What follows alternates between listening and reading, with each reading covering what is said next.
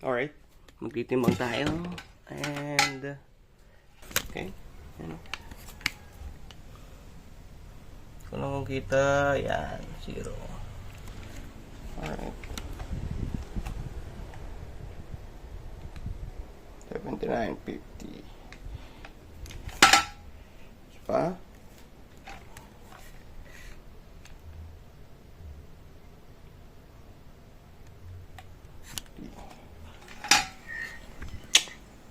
$79.5 Yan ang timbang ko ngayon at susubukan ko magbuwas hanggang mga at least 60 kilos. Kaya sinusubukan ko mag-jumping rope ng 100 beses sa isang araw ngayon. And sana maging effective. Mukhang madali para sa iba pero sa akin legit na cardio.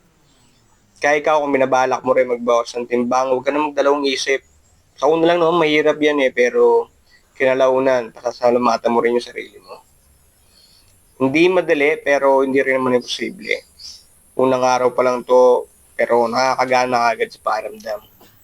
And yeah, that's it. Try mo rin and bukas ulit.